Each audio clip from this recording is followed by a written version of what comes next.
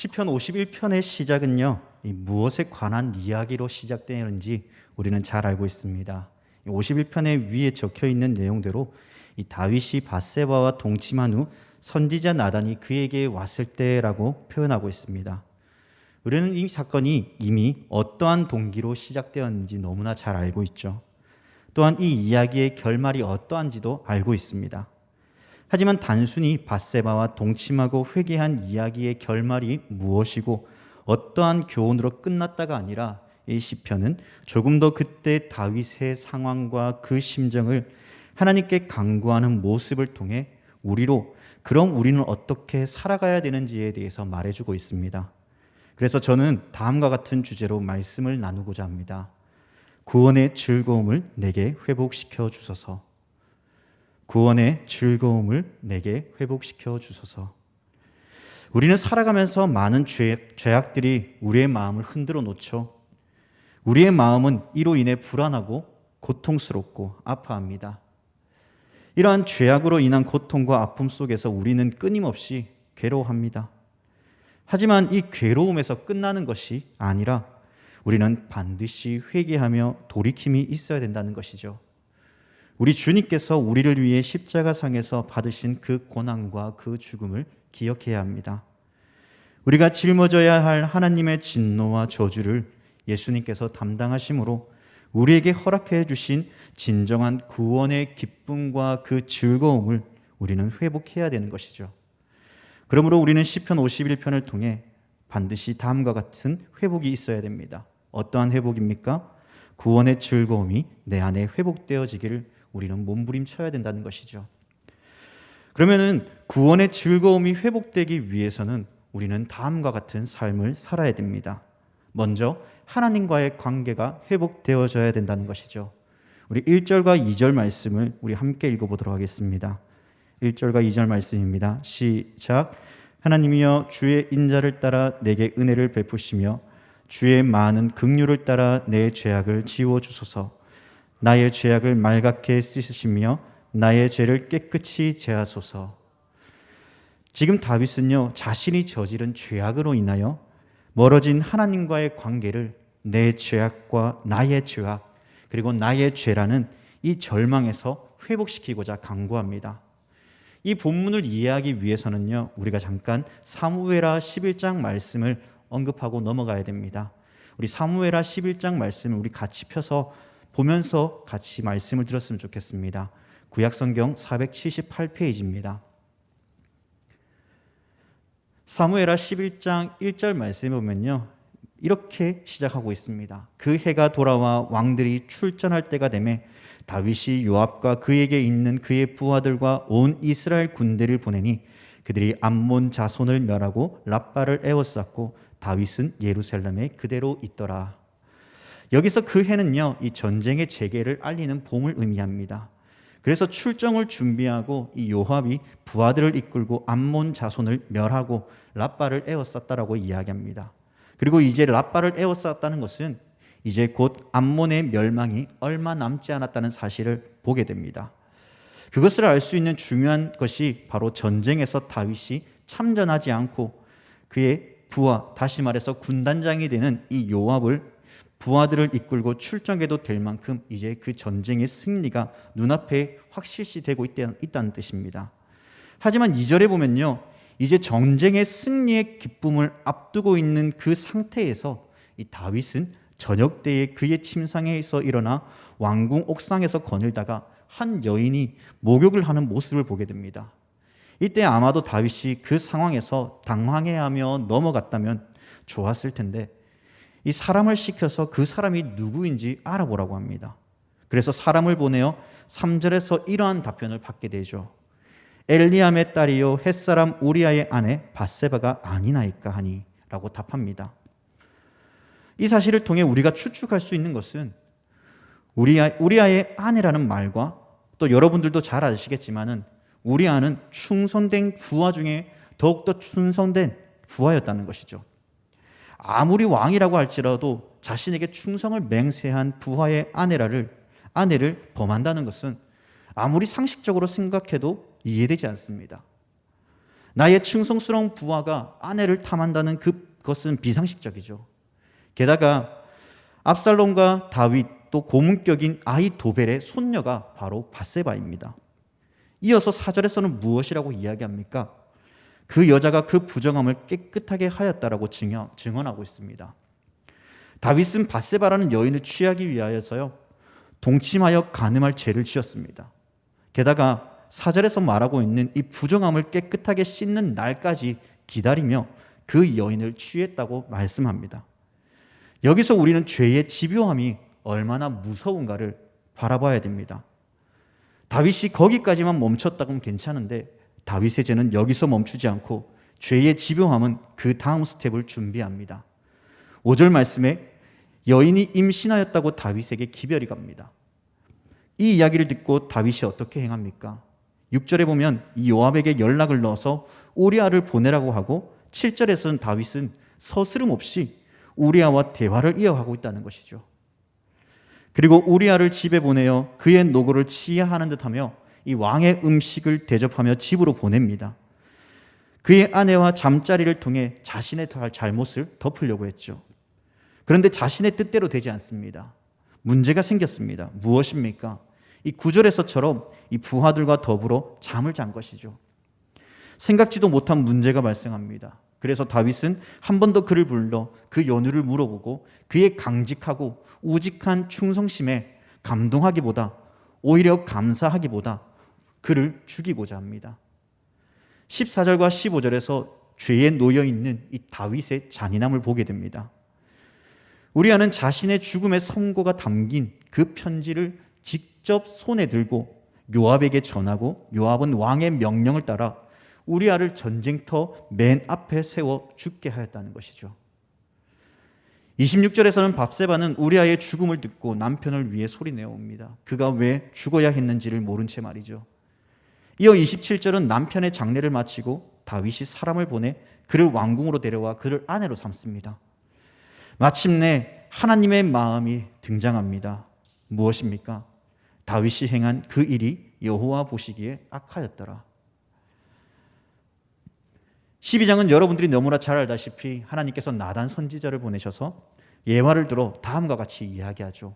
부한 사람과 가난한 자의 이야기를 하면서 부한 자가 가난한 자의 것을 빼앗아 행인을 대접한 이야기를 들려주자 다윗의 반응은 어떻습니까? 5절에서 이렇게 이야기합니다. 다윗이 그 사람으로 말미암아 노하여 나단에게 이르되 여호와의 살아계심을 두고 맹세하노니 이 일을 행한 그 사람은 마땅히 죽을 자라. 이어 나단은 7절에서 결정적인 말을 남깁니다. 무엇입니까? 가난한 자의 것을 빼앗은 자가 바로 다윗 당신이라고 말이죠. 하나님께서 이스라엘 왕으로 삼고자 기름을 붓고 사울의 손에서 건지셨으며 수많은 원수와 대적의 손에서 그를 건지셨습니다. 하나님께서 이스라엘과 유다 족속을 그의 손에 맡기셨습니다. 여호와의 말씀을 업신여기고 악을 행함으로 우리아를 죽이고 그의 아내를 빼앗은, 그리고 그의 아내를 자신의 아내로 맞이하며 하나님께서는 진노하십니다. 다윗은 이 일로 회개하며 돌이키며 죄에 대한 용서를 받지만 하나님께서는 큰 비방을 이방인에게 거리가 되게 하셨으며 큰 비방거리가 되게 하셨으므로 밧세바로부터 낳은 첫 아이는 죽게 됩니다. 그러면 다시 시편 51편을 통해 이 1절과 2절 말씀에 죄가 얼마나 무섭고 두려운지, 그리고 얼마나 우리를 고통스럽게 하는지 바라봐야 됩니다. 1절과 2절에서 이 죄악이라는 단어가 등장하죠. 그러나 각 절마다 다른 의미를 가지고 있습니다. 1절에서 나타난 내 죄악은 이 원어로 페샤를 말하는데요, 이는 하나님의 뜻을 거스르며 하나님의 명령을 어겼다는 뜻입니다. 곧 십계명에서 내 이웃의 것을 탐내지 말라는 율법적 계명을 어김으로써 하나님과의 관계가 깨어진 상태를 말합니다.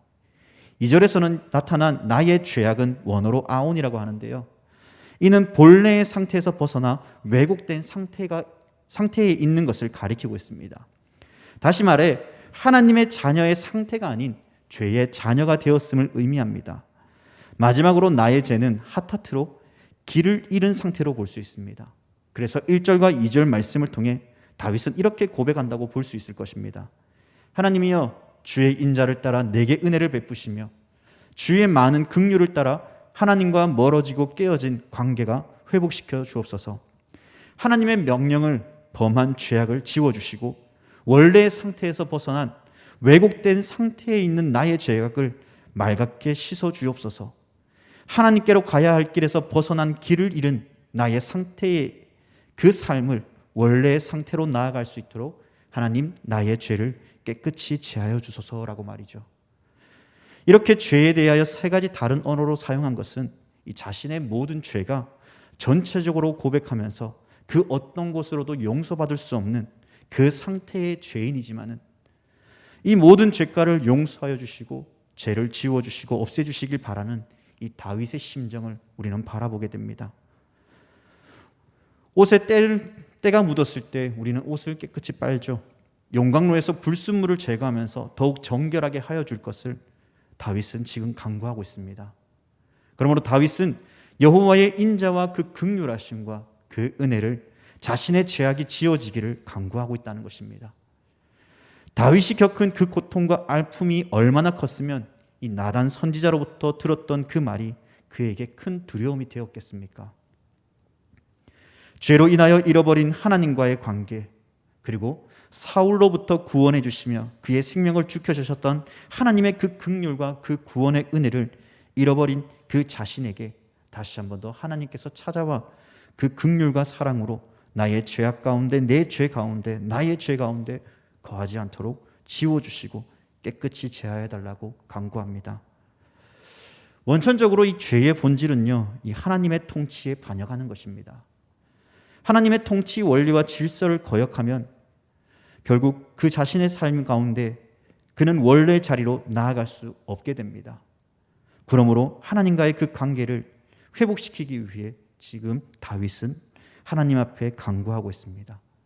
죄로 인해 하나님의 통치와 하나님의 원리와 그 질서를 거역하며 벗어난 우리 자신의 잘못을 돌이켜달라고, 하나님과의 관계에서 멀어진 나의 삶을 하나님 용서하여 주시고 다시금 하나님과의 그 관계가 회복되어짐으로 그 구원의 기쁨과 즐거움을 회복해 달라고 간구합니다. 오늘 이러한 간구가 우리의 간구가 되어야 될 것입니다. 그래야 할 때 하나님께서는 우리에게 구원의 기쁨과 즐거움을 알게 하시고 우리를 인도하여 주실 것입니다. 다윗은 그러한 은혜를 누리며 살아갔지만 한순간의 죄로 인해 돌이킬 수 없는 듯한 고통을 맛보았습니다. 그럼에도 불구하고 하나님께서는 그를 용서하시고 원래의 자리로 나오도록 인도하십니다. 우리 또한 그 긍휼과 사랑 많으신 하나님께서 우리에게 원래의 자리로 이끌어 주실 것을 간구하며 그 자리로 나아갈 수 있기를 바랍니다. 다시 잃어버렸던 구원의 즐거움을 오늘 말씀을 통해 가르침을 받고 다시 회복하시기 바랍니다. 두 번째로 이 주의 성령이 거두어지지 않도록 간구해야 됩니다. 이 11절 말씀 우리 한번 다 같이 읽어보겠습니다. 시편 51편 11절 말씀입니다. 시작. 나를 주 앞에서 쫓아내지 마시며 주의 성령을 내게서 거두지 마소서. 다윗은 자신의 죄악이 무엇인지를 깨달았죠. 그리고 간구합니다. 그 죄악으로부터 인하여 하나님과 멀어지지 않도록 인도하여 달라고, 용서하여 달라고 간구합니다. 그의 계속적인 간청은 정말 하나님 앞에 자신의 죄가가 용서함 받기를 간절히 소망하는 그 마음입니다. 그것을 잘 나타내주는 바로 그 단어가 바로 7절에 등장하는데요. 바로 우슬초입니다. 우슬초의 생김새는요, 가지가 많고 꽃다발을 맺는 이 줄기에 털이 많아서 물을 잘 흡수한다고 합니다. 그래서 주로 거룩한 예식이나 정결 의식 때 물이나 피를 적셔서 뿌리는 도구로 사용했습니다. 이는 출애굽기 12장에서 이 유월절에 문설주에 피를 뿌릴 때 사용되어졌고, 레위기 14장에서는 이 문둥병 환자를 깨끗게 하는 의식 때, 즉 부정을 정결하게 하는 그 도구로 사용되어졌습니다. 민수기에서는요, 이 시체와 접촉해서 부정하게 된 사람을 정결할 때 사용하였습니다. 따라서 우슬초는 다윗 자신이 죄악이 매우 심각한 상태이며 하나님께서 자신을 정결하게 하며 죄를 씻겨주시기를 간절히 소망하는 그러한 상태입니다. 9절에서도 내 모든 죄악을 지워달라는 그 간구를 통해 죄로부터 깨끗함을 잊기를 원하고 있다는 것입니다. 그러면은 지금 이렇게 다윗이 계속해서 죄를 이렇게 용서해달라고 간구하는 그 진정한 의미가 무엇이겠습니까? 이는 하나님과의 관계에 단절되어졌던 그 관계가 회복되어지기를 원하는 그러한 의미도 있지만은요, 더 크나큰 것은 하나님의 영이 떠났을 때에 어떠한 결과가 초래되는지를 그 누구보다 잘 알기에 다윗은 이토록 그 죄악이 지워지기를, 하나님과의 관계가 회복되어지기를 그는 간절히 소망하고 있다는 것입니다.